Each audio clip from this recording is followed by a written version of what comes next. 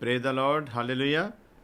खुदा का शुक्र करते हैं आज के अच्छे समय के लिए। खुदा ने फिर एक मौका दिया कि हम लोग इस माध्यम से एक दूसरे के साथ खुदा की बातें शेयर कर सके। सबसे पहले मैं सभी देखने वालों से ये कहना चाहूँगा कि आप हमारे चैनल को सब्सक्राइब ज़रूर करें और बेल आइकन के बटन को ज़रूर दबाएं और ऑल नोटिफिकेशन पर क्लिक करें ताकि हमारी हर वीडियो आप तक टाइम पर पहुंचती जाए। और जितने भी लोग कमेंट करना जानते हैं, हम चाहते हैं कि आप कमेंट के ज़रिए जो कुछ भी आपने सीखा वो बताएं, और उसमें अगर कोई सवाल भी आप करना चाहें जो जहाँ कुछ ना समझ आए तो वो भी आप हमसे पूछ सकते हैं। उसे लाइक करें, शेयर करें ताकि जो खुशखबरी आप तक पहुंची है वो दूसरों तक भी पहुंच सके और आप भी खुदा के इस काम में एक हिस्सा बन सकें। मैं ये बताना चाहूँगा कि कई बार लोगों को होता है, शायद हम ये सब कुछ करने के लिए इसलिए कहते हैं कि हमारा चैनल मोनेटाइज है तो शायद हमको कोई ज़्यादा इनकम बढ़ेगी। मैं आपकी जानकारी के लिए बता देना चाहता हूँ कि ऐसी कोई बात नहीं है, क्योंकि इंडिया वाले जो हैं अगर वो मोनेटाइज करते हैं उनको जो यूट्यूब से सपोर्ट आती है उनके लिए तो वो काफ़ी फ़ायदेमंद होती है, लेकिन जितने पैसे हमको आएंगे वो हमारे लिए इस इधर के हिसाब से डॉलरों में जब कन्वर्ट करते हैं तो वो कोई ख़ास बात नहीं होती। किसी के दिमाग में ये बात ना हो कि हम सिर्फ पैसे कमाने के लिए आपको ये बात कह रहे हैं, बल्कि इसलिए कह रहे हैं कि जो सच्चाई आप तक पहुंची है खुदा के फजल से वो और लोगों तक भी पहुंच सके, ये हमारा मेन मकसद है। खुदा आप सबके साथ हो। आइए, जैसा हमने पिछले अपने एपिसोड में देखा था कि खुदा पहले हमने सीखा था कि अपनी ही इच्छा के बारे में कि अपनी इच्छा क्या है। फिर आगे हमने सीखा था दूसरा हिस्सा कि इच्छा जब गर्भवती होती है तो पाप को जन्म देती है, और पाप से फिर कैसे छुटकारा पाएं उसके लिए हम लोगों ने सीखा था। और हम लोग पहुँचे थे कि जितने भी संसार में, दुनिया में जितने भी लोग हैं, सभी ने पाप किया है। वचन बताता है कि सब ने पाप किया और परमेश्वर की महिमा से रहते हैं। जो भी जन्म लेता है धरती पर, जैसा पाक वचन में लिखा है, दाऊद ने जैसा जबूरों में कहा है कि मेरी माँ ने मुझे गुनाह में ही अपने गर्भ में लिया और गुनाह में ही मुझे जन्म दिया। उसका अर्थ ये है कि जब आदम ने पाप किया तो पाप के कारण वो पापी ठहरा और पाप का स्वभाव उसके अंदर आया, और वो सारा अंश जो है वो हर मानव जाति में पाया जाता है, क्योंकि जैसा बीज होगा वैसा ही दरख्त होगा। आदम पाप में गिर गया और आदम से दुनिया चली, और उससे चलने वाली दुनिया में पैदा होने वाला हर शख्स पाप में ही जन्म लेता है, पाप में ही बढ़ता है, और यदि तौबा ना करे तो पाप में ही मर जाता है। इसलिए ध्यान रखना, कभी अपने पर गुरूर ना करना। अच्छे कर्म यदि कोई कर रहा है वो अच्छी बात है, लेकिन अच्छे कर्म उसे निजात नहीं दे सकते, मुक्ति नहीं पा सकता। अच्छे कर्मों के द्वारा वो अच्छे कर्म करके वो खुदा को खुश तो कर सकता है अच्छे कर्म करके, लेकिन मुक्ति नहीं पा सकता, क्योंकि मुक्ति पाने के लिए मुंह से इकरार किया जाता है। इकरार का मतलब कि मैं पापी हूँ। यदि इकरार नहीं करेंगे तो मुक्ति नहीं मिलेगी। पहली मुक्ति पाप से छुटकारा है, दूसरी मुक्ति शरीर से छुटकारा है, तीसरी मुक्ति आत्मा जो नरक में न पड़ जाए उस नरक की आग से बचने का छुटकारा है, जिसे परमेश्वर ऐलान करेगा। मुक्ति तीन हिस्सों में हमारे हिस्से में आती है। समझे बात को। अच्छे कर्मों के बारे में लिखा है वचन में कि अच्छे कर्म यदि कोई परमेश्वर से परे हटकर कोई करता है ना, तो उसके अंदर घमंड है। वो सोचता है कि मैं अच्छे कर्मों के द्वारा परमेश्वर को प्रसन्न कर दूंगा, मैं परमेश्वर को पालूंगा, जब मैं नजात हासिल कर लूँगा, जब मेरी मुक्ति हो जाएगी। वचन में लिखा है जो परमेश्वर से अलग होकर हम अच्छे कर्म करते हैं वो फटे हुए कपड़ों की मानद और बिखरे हुए चित्रों की मानद है। इसलिए ये समझें कि अच्छे कर्म काफ़ी नहीं है, क्योंकि कर्म अच्छे तब करने का फ़ायदा मिलेगा जब हम पहले मुंह से इकरार करें कि हम पापी हैं, माने कि हमारा जन्म पाप में हुआ है, माने कि हम पापी संसार में रहते हैं, माने कि हमारे अंदर पाप का स्वभाव है, माने कि हम पाप के गुलाम हैं, और उसके बाद प्रभु यीशु मसीह के नाम में उस पाप से छुटकारा पाएं। छुटकारा पाने के बाद उसके अनुग्रह में रहते हुए जो आप अच्छे कर्म करेंगे वो आपके लेखे में गिने जाएंगे। सो आइए हम देखा था कि सभी ने पाप किया, जैसा रोमियो 3:23 में हमने पिछले सीरियल में पढ़ा था, क्योंकि सब ने पाप किया और परमेश्वर की महिमा से रहते हैं। सो एक बात तो याद रखो, वचन झूठा नहीं, परमेश्वर के आत्मा की प्रेरणा से लिखी हुई एक एक बात है। तो उसी लिहाज से हम लोग जब देखते हैं तो सभी ने पाप किया है, और जैसा हमने सीखा, मनुष्य अपने प्रयासों से या अच्छे कर्मों से अपने पापों से नहीं बच सकता। दूसरा सीखा था हमने, पाप की मजदूरी मौत है। तो एक बात समझ लें, जो जन पाप करेगा वो मरेगा, जो जान पाप करेगी वो मरेगी। पाप की मजदूरी मौत है, इस पर भी हमने विचार किया था, क्योंकि लिखा है वचन में रोमियो 6:23 में, क्योंकि पाप की मजदूरी मृत्यु है, परंतु परमेश्वर का वरदान जो यीशु मसीह यीशु हमारे प्रभु में है अनंत जीवन है। यहाँ तक हम लोग सीखा था, पाप का परिणाम मृत्यु है, परंतु यीशु में अनंत जीवन है। यदि तो इंसान पाप में ही जीवन गुजार देगा तो उसके बदले में उसे मौत मिलेगी, हमेशा की मौत, जिसको नरक की आग कहते हैं। परंतु यदि वो प्रभु यीशु मसीह पर ईमान लाएगा कि वो मसीह वो बर्रा है जो मेरे गुनाहों की खातिर कुर्बान हुआ, जो सज़ा मुझे मिलनी थी मेरी सज़ा उसने अपने ऊपर उठाई है। तो तीसरी बात देखेंगे, यीशु मसीह ही नजात का रास्ता है। प्रभु यीशु मसीह ही उद्धार का, मुक्ति का मार्ग है। यूहन्ना 14:6 में प्रभु यीशु मसीह ने डिक्लेयर किया, पहले तो हमने पीछा सीखा था यूहन्ना 3:16 में, कि परमेश्वर ने जगत से ऐसी मोहब्बत की कि उसने अपना इकलौता पुत्र दे दिया ताकि जो कोई उस पर विश्वास करे। तो इस पर हमने थोड़ा सा सीखा था पिछले सीरियल में कि जो कोई उस पर विश्वास करे। अब पहला काम परमेश्वर ने कर दिया, अब हमारा काम क्या है, हम उस पर विश्वास करें। तो विश्वास सुनने से पैदा होता है और सुनना मसीह के वचन से है। तो हम विश्वास करेंगे तब वो लहू, जो पवित्र लहू हमारी खातिर बहाया गया, तब वो लहू हमें हमारे सारे गुनाहों से शुद्ध करेगा। तब करेगा जब हम विश्वास करेंगे।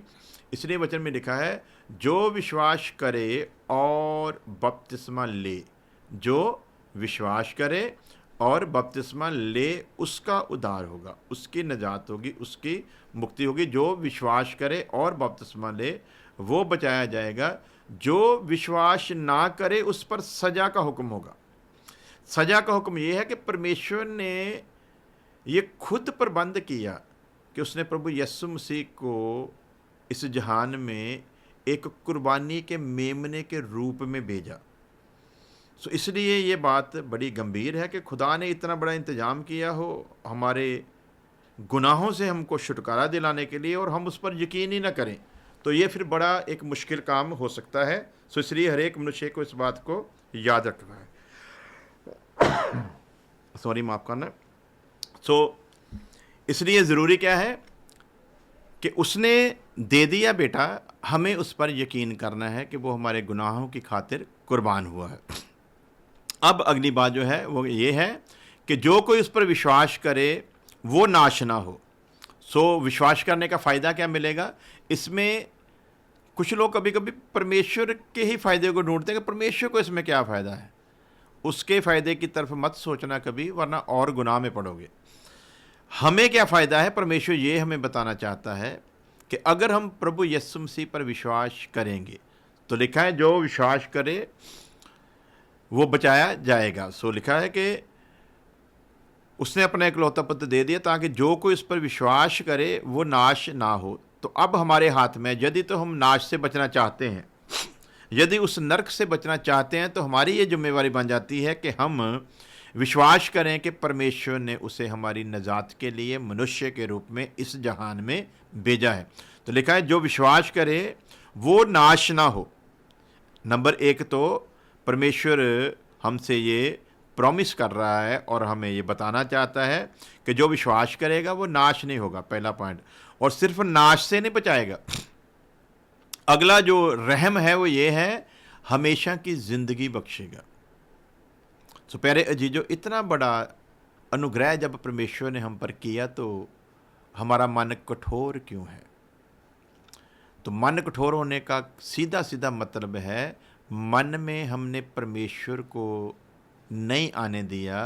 मन में, मन के ऊपर राज्य करने वाला वो पाप का बाप जिसे शैतान कहा जाता है वो बैठा है। और पाप का पूर्ण रूप से कंट्रोल होने के कारण हमारी बुद्धि ऐसी हो गई है कि हम परमेश्वर पर यकीन लाना नहीं चाहते। हम यीशु मसीह को नजात दहिंदा मानना नहीं चाहते। हमारे सामने हमारे अपने अकल के बनाए हुए देवी देवता, अपनी अकल के बनाए हुए गुरु पीर पैगंबर आकर खड़े हो जाते हैं। तो फिर हम पाप के गुलाम होने के कारण तुलना करनी शुरू कर देते हैं। हमारे जिनको हम मानते हैं उन्होंने तो ये सब कुछ किया, हमारे जिनको हम मानते हैं उन्होंने तो ये सब कुछ कहा है। तो लिखतों के ऊपर खाली अगर जाओगे ना, तो लिखते तो सभी अच्छे काम ही करने के लिए कहती हैं, लेकिन उसके साथ साथ जिन्होंने ये सब कुछ कहा ना, उन्होंने निजात के विषय में कुछ नहीं कहा। निजात का कोई प्रॉमिस, मुक्ति का कोई प्रॉमिस किसी ने नहीं दिया। तो उसको फिर आज के जो पुरोहित हैं उन्होंने उसको एक नया रंग दे दिया। नया रंग क्या है कि जन्म मौत होता ही नहीं है।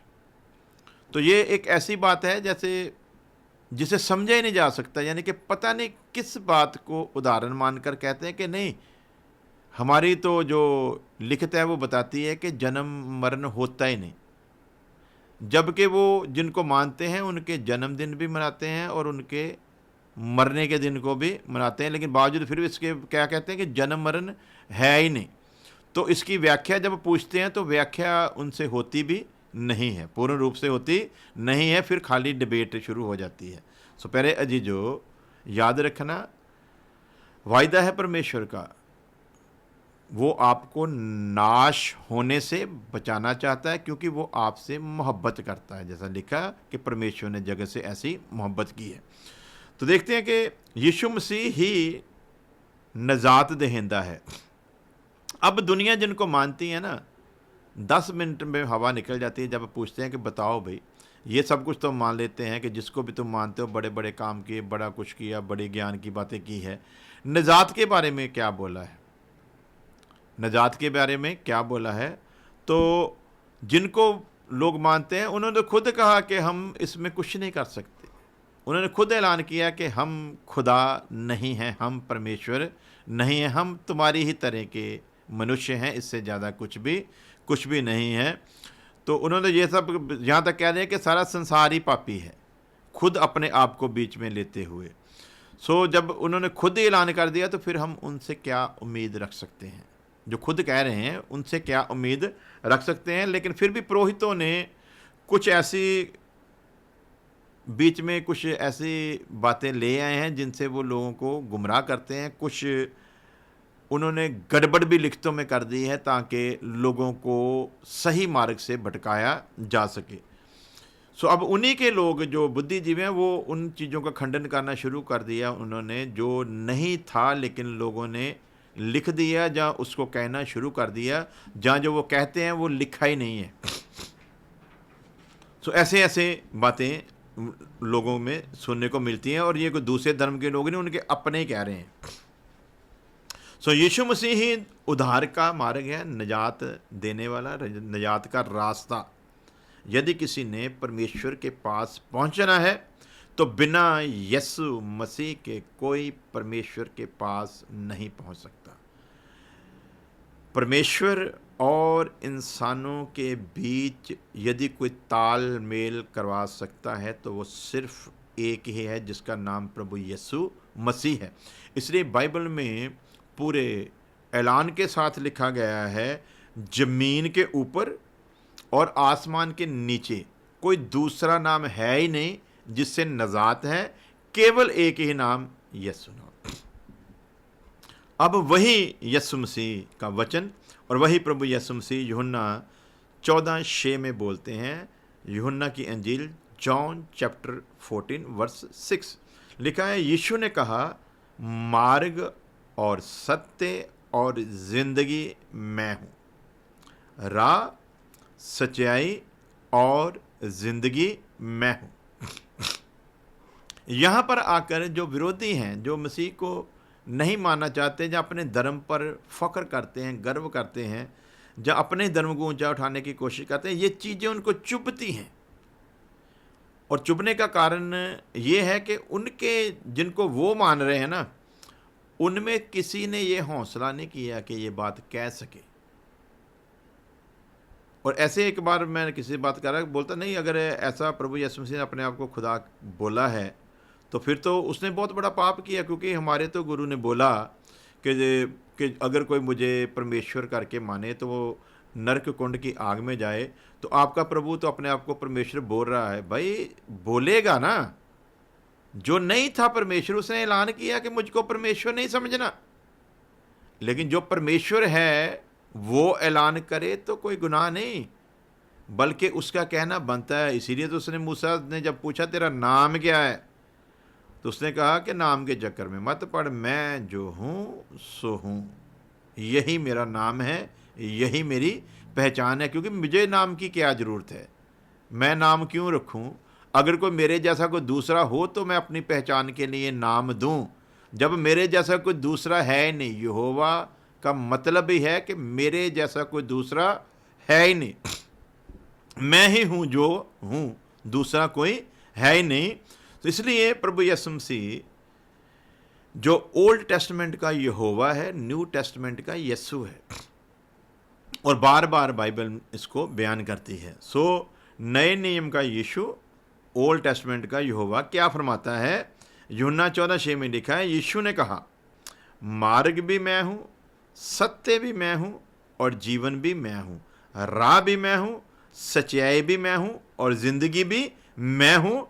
और सबसे जो खतरनाक बात है वो ये है कि बिना मेरे कोई पिता के पास नहीं आ सकता, क्योंकि यीशु मसीह राह है। अगर कोई सोचे कि मैं प्रभु यीशु मसीह को पाए बिना, पाप का प्रायश्चित किए बिना, उसे कुर्बानी का मेमना माने बिना, मैं उसे ओवरटेक करके अगर सोचूं कि मैं परमेश्वर के पास पहुंच सकता हूं, तो ये सिवाय मूर्खता से और कुछ ज़्यादा नहीं हो सकता। क्यों? क्योंकि प्रभु यीशु मसीह ने ऐलान किया है, मेरे बिना। याद रखें, आज कोई जितनी मर्जी डिबेट कर ले, न्याय के दिन जब सारी दुनिया उसके तख्त के आगे पेश की जाएगी, तब लोग छाती पीटेंगे, पर फायदा कुछ नहीं होगा, क्योंकि उस वक्त तो सिर्फ न्याय होना है। तो न्याय के दिन फिर पता चलेगा कि हमने कितनी बड़ी गलती की है। हमने अपने धर्म पर गर्व किया, हमने अपने मजहब पर गर्व किया, हमने अपनी जाति पर गर्व किया। काश हमने प्रभु यीशु मसीह को समझा होता, जो खुदा तक पहुंचने का रास्ता था। सो प्यारे अजीजों, याद रखना, वचन साहब कहता है कि मेरे बिना कोई परमेश्वर के पास आ ही नहीं सकता, बिल्कुल डिक्लेयर है। इसीलिए दुनिया आज तक खोज रही है, मिला नहीं। खोज रहे हैं, खोजने में कोई कमी नहीं छोड़ रहे, पूरे दिलो जान से खोज रहे हैं, लेकिन मिला नहीं। उसका कारण यही है, मैं बहुत बार उदाहरण देता हूँ। हमारे एक संत सूफी फ़कीर हुए हैं पंजाब के, नाम था फरीद, बाबा फरीद के नाम से जानते हैं, जिनके नाम से फरीदकोट शहर भी है। तो वहाँ पर जाएंगे तो जगह जगह दीवारों पर आपको उनके द्वारा लिखे गए उनके ज़िंदगी के तजर्बे के दोहे मिलेंगे। सो वही बंदा अपने आखिरी दिनों में मृत्यु की लाइन में खड़ा है, और मौत के दिन जब नज़दीक आ गए हैं, तो कौवे जो है ना, लिखते उनकी बता रही, कौवे जो है वो सोच रहे हैं कब ये मरे और हम इसका मांस खाएं।